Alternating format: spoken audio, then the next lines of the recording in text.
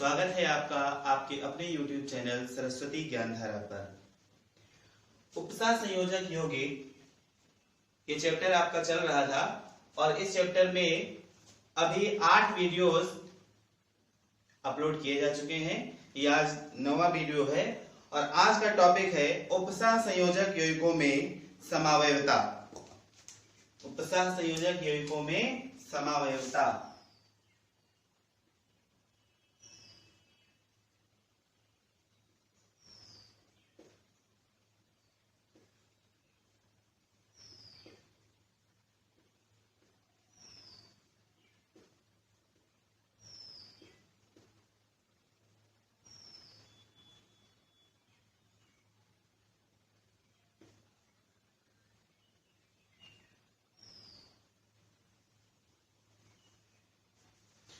उपसा संयोजक यौगिकों में समावयवता अंग्रेजी में बोलते हैं क्या? समावयवता को अंग्रेजी में बोलते हैं आइसोमेरिज्म। क्या बनेगा?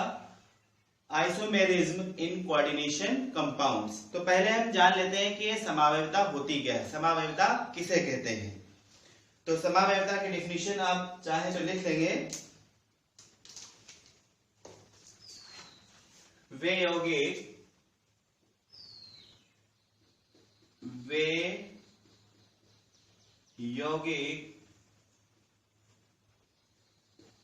जिनके अणुसूत्र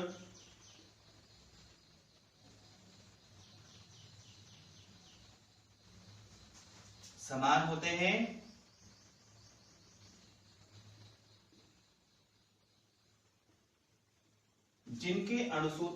होते हैं परंतु गुणधर्म मतलब प्रॉपर्टीज भिन्न भिन्न होती हैं।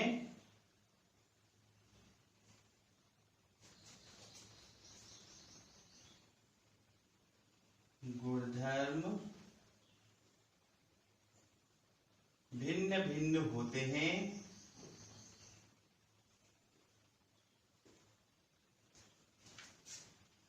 एक दूसरे के समावयवी कहलाते हैं।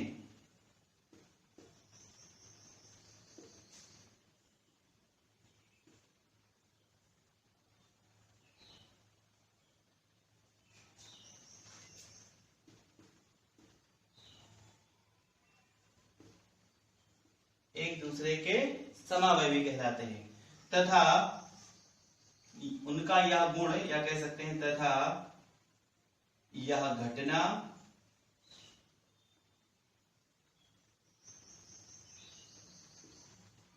समावयवता कहलाती है।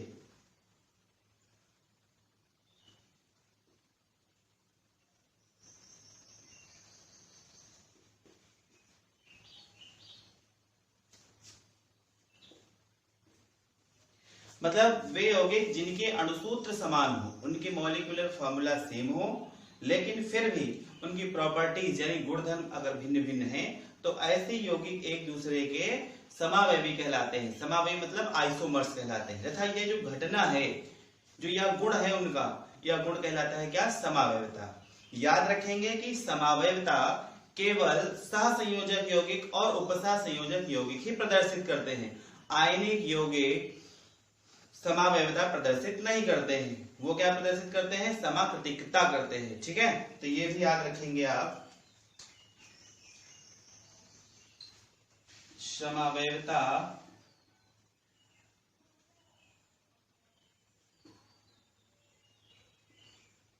केवल सहसंयोजक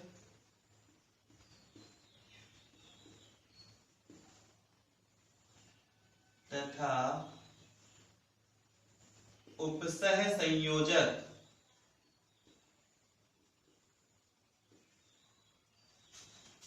यौगिक ही प्रदर्शित करते हैं।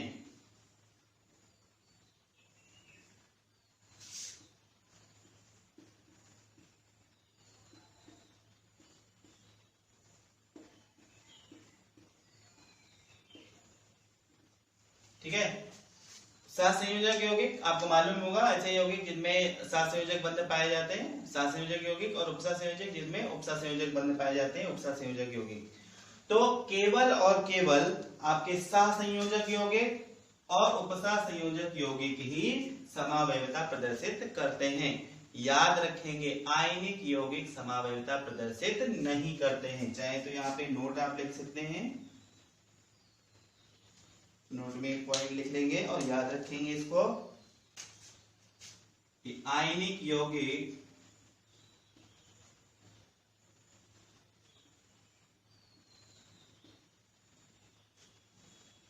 समावयवता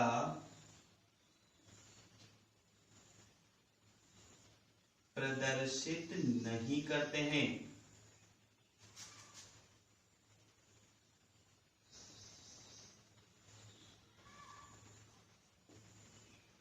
नहीं करते हैं बल्कि समाकृतिकता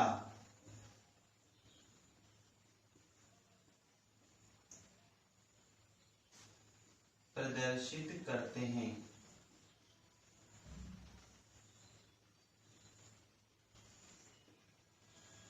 ठीक है, तो यहाँ आयनिक यौगिक और सहसंयोजक यौगिकों की बात हमें करनी ही नहीं है, क्योंकि अपना चैप्टर कौन सा है, उपसहसंयोजक यौगिक। यहाँ हमें उपसहसंयोजक यौगिकों द्वारा प्रदर्शित होने वाली समावयवता ही पढ़नी है। ठीक है, लेकिन ये याद जरूर रखना है क्या कि समावयवता जो है वो केवल और केवल सहसंयोजक यौगिक और उपसहसंयोजक यौगिक ही प्रदर्शित करते हैं। तो बचा कौन, आयनिक यौगिक। आयनिक यौगिक समावयवता प्रदर्शित नहीं करते हैं। समावयवता के स्थान पर वो क्या प्रदर्शित करते हैं, समाकृतिकता। ठीक है, अब समाकृतिकता क्या होती है, जब मैं आयनिक यौगिक जब सॉलिड स्टेट पढ़ाऊंगा तो वहां आपको मैं बताऊंगा कि समाकृतिकता क्या होती है। ठीक है, आगे देखेंगे तो हम उपसहसंयोजक यौगिक पढ़ रहे हैं, तो याद रखेंगे कि उपसहसंयोजक यौगिक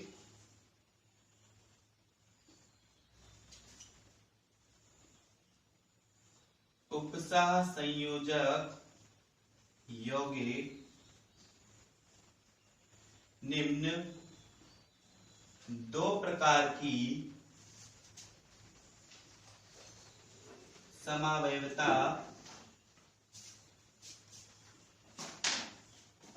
प्रदर्शित करते हैं।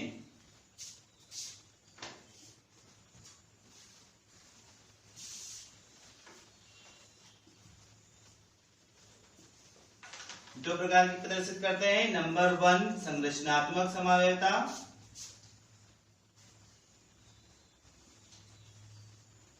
पहली करते हैं संरचनात्मक और दूसरी करते हैं वो त्रिविम समावयवता। तो उपसहसंयोजक यौगिक दो प्रकार की समावयवता प्रदर्शित करते हैं। नंबर 1 संरचनात्मक और दूसरी कौन सी है, त्रिविम समावयवता। अब दोनों को जरा देख लेते हैं।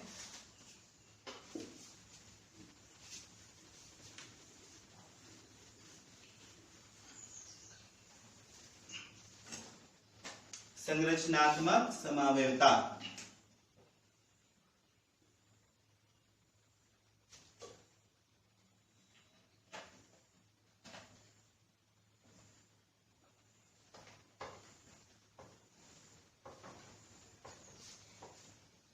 संरचनात्मक समावयवता अंग्रेजी बोलते हैं क्या, स्ट्रक्चरल आइसोमेरिज्म।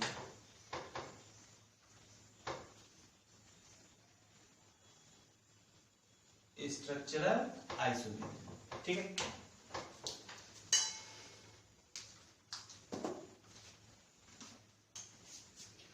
वह समावयवता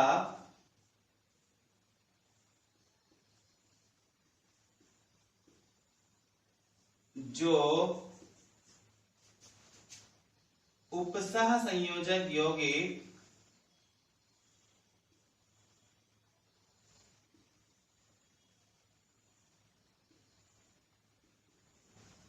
उपसहसंयोजक यौगिक की संरचना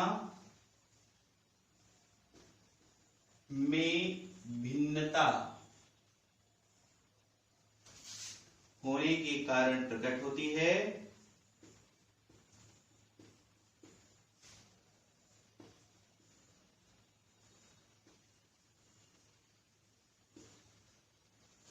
उसे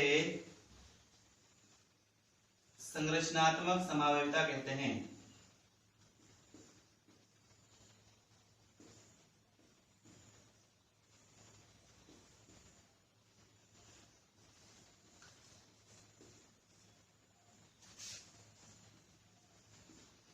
ठीक है, तो संरचनात्मक समावयवता क्या है कि उपसह संयोजक यौगिकों के जो अणु हैं उनकी संरचना में अगर भिन्नता है, अणुसूत्र समान है लेकिन संरचना में भिन्नता अगर है, तो जो समावयवता उत्पन्न होती है या प्रकट होती है उसे हम क्या कहते हैं, संरचनात्मक समावयवता कहते हैं।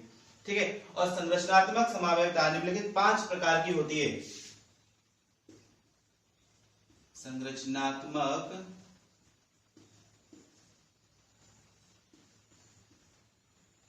समावयवता निम्न प्रकार की होती है।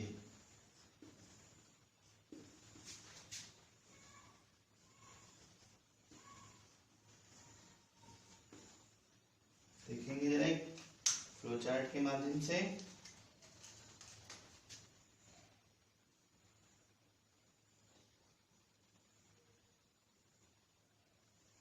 संरचनात्मक समावयवता, ठीक है, और ये आप इसको डिवाइड कर देंगे नीचे।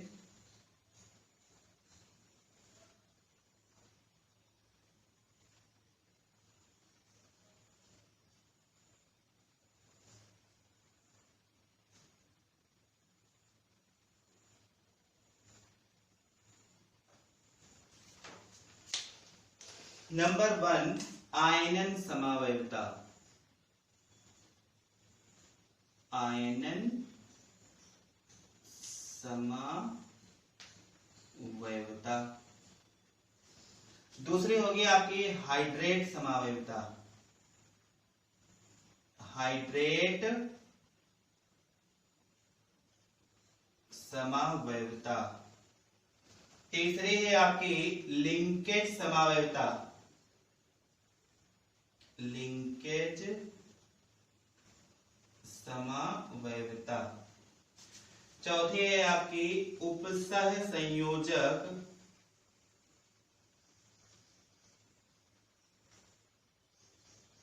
समावयवता।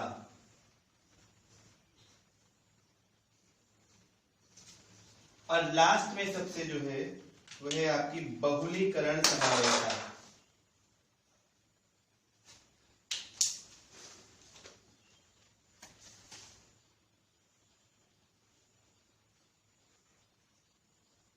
बहुलीकरण समावयवता। ठीक है, तो जो संरचनात्मक समावयवता होती है वो इतने प्रकार की हो सकती है 5। नंबर 1 आपका कौन सा हो जाएगा, आपका आयनन समावयवता, जिसको अंग्रेजी में बोलते हैं आयनन आइसोमेरिज्म। दूसरी है आपकी हाइड्रेट समावयवता यानी कि हाइड्रेट आइसोमेरिज्म। तीसरी है आपकी लिंकेज समावयवता यानी कि लिंकेज आइसोमेरिज्म। चौथी आपकी है उपसह संयोजक समावयवता यानी कोऑर्डिनेशन आइसोमेरिज्म। और पांचवी है आपकी बहुलीकरण समावयवता जिसको बोलते हैं क्या, पॉलीमराइजेशन आइसोमेरिज्म। ठीक है, तो अब संरचनात्मक समावयवता के 5 प्रकार हो गए। इन पांचों प्रकारों को एक एक करके हम लोग पढ़ेंगे और इनके उदाहरण से इनको समझेंगे अच्छे से। तो देखते हैं, चलिए आज सबसे पहले स्टार्ट करते हैं आयनन समावयवता।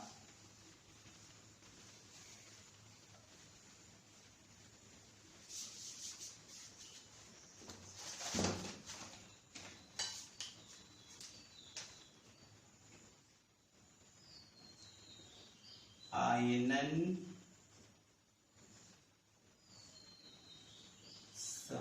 समावयवता, अंग्रेजी में आयनाइजेशन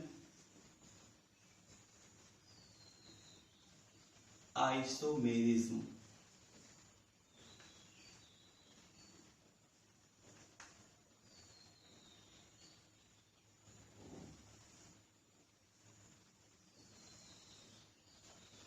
आयनन समावयवता, यहां इस हेडिंग के नाम से ये स्पष्ट हो रहा है क्या है। पहली बात तो याद रखेंगे कि क्या है, ये एक संरचनात्मक समावयवता है। तो वह संरचनात्मक कैसे डिफाइन कर सकते हैं, वह संरचनात्मक समावयवता जिसमें किन्हीं दो या दो से अधिक अणुओं के अणुसूत्र समान हो, लेकिन वो जब आयनित हो रहे हो तो वो आयनन के द्वारा विभिन्न प्रकार के यानी भिन्न भिन्न प्रकार के आयन अगर उत्पन्न करते हैं तो ऐसे यौगिक एक दूसरे के आयनन समावयवी कहलाते हैं। और समावयवता कौन सी कहलाएगी? आयनन समावयवता। क्लियर? फिर से सुन लेंगे जरा कि अगर कोई ऐसे यौगिक हैं जिनके अणुसूत्र समान हैं लेकिन आयनन की क्रिया द्वारा भिन्न भिन्न प्रकार के आयन उत्पन्न कर रहे हैं तो ये ऐसे आयन या ऐसे अणु एक दूसरे के क्या कहलाते हैं? आयनन समावयवी कहलाते हैं। और यह समावयवता आयनन समावयवता कहलाती है। क्लियर? मैंने बताया था आपके उपसा संयोजक यौगिकों को चाहे हम उपसा संयोजक यौगिक कहें, चाहे उनको जटिल यौगिक कहें, या चाहे उनको संकुल यौगिक कहें, या चाहे अंग्रेजी में उनको हम कोऑर्डिनेशन कंपाउंड बोलते हैं, तो ये चारों नाम जो है एक ही चीज है मतलब। तो देख लीजिए जरा इसकी क्या लिखेंगे। वे जटिल यौगिक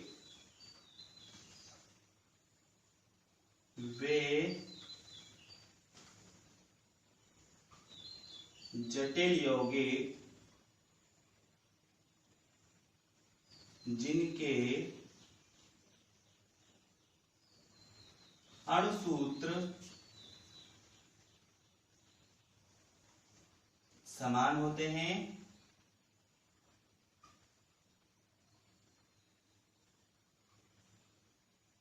वे जटिल यौगिक जिनके अणुसूत्र क्या हो? समान हो, परंतु जल में आयनित होकर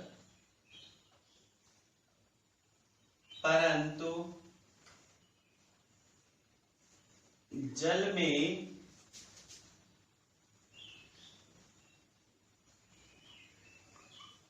आयनित होकर भिन्न भिन्न आयन देते हैं।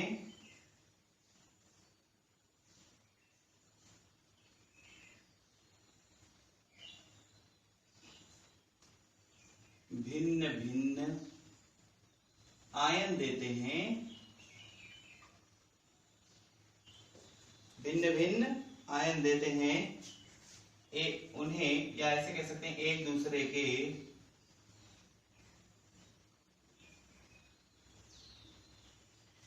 आयनन समावयवी, आयनन समावयवी मतलब आयनाइजेशन आइसोमर्स कहलाते हैं।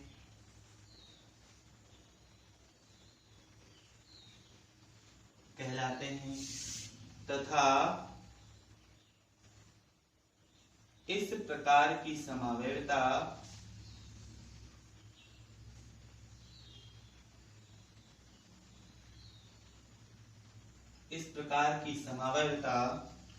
क्या कहलाती है? आयनन समावयवता कहलाती है। आयनन समावयवता कहलाती है।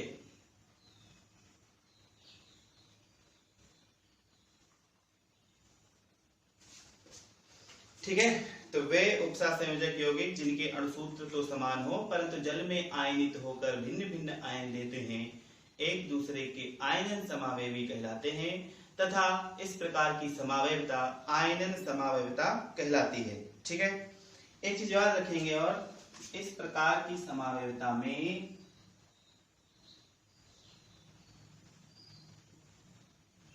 इस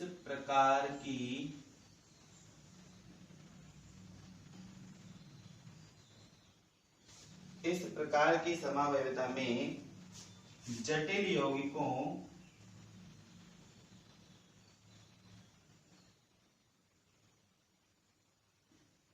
के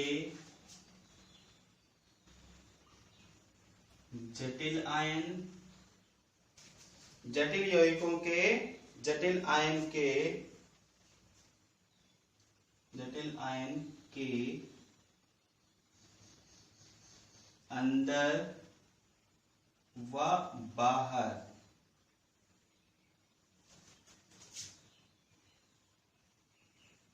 लिगेंड तथा आयनों के मध्य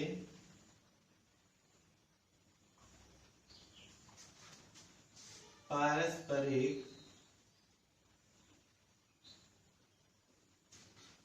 अदला बदली होती है।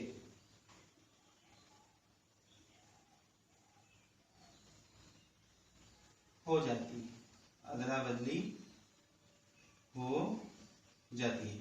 मतलब अभी जब इसका एग्जांपल बताएंगे तो एक कंपाउंड से दूसरे कंपाउंड में चेंज क्या होगा कि जो लिगेंड जो समन्वय मंडल है, समन्वय मंडल वाला ही आयन आपका जटिल आयन कहलाता है।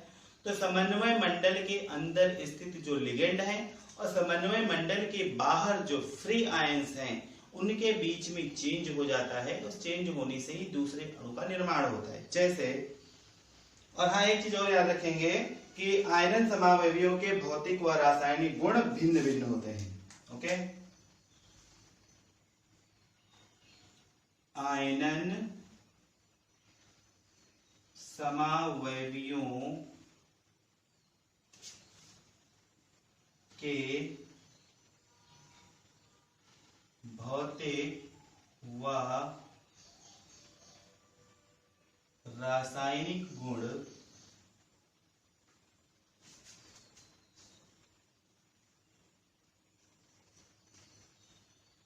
भिन्न भिन्न होते हैं। ठीक है, अब इसका एग्जाम्पल समझा देते हैं। एग्जाम्पल से एक एग्जाम्पल इसका ले लिया जाए। मान लो कहा जाए क्या कि pentaammine bromido chlorido, pentaammine bromido cobalt third sulphate. Example देख लेते हैं, चलो इसको साथ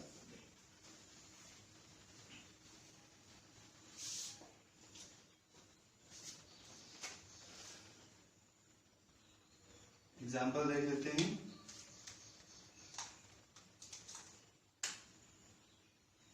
पेंटाएमीन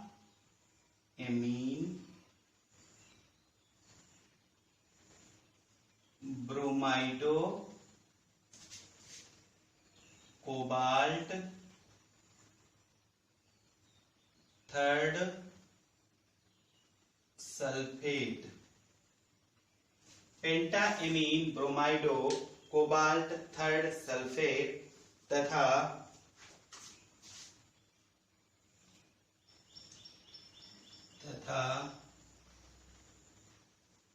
पेंटाएमीन सल्फेटो कोबाल्ट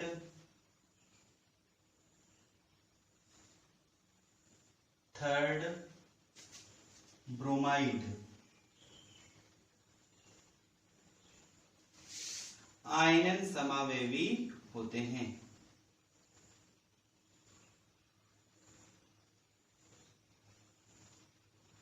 आयनन समावयवी होते हैं। देखते जरा कैसे समावयवी होते हैं।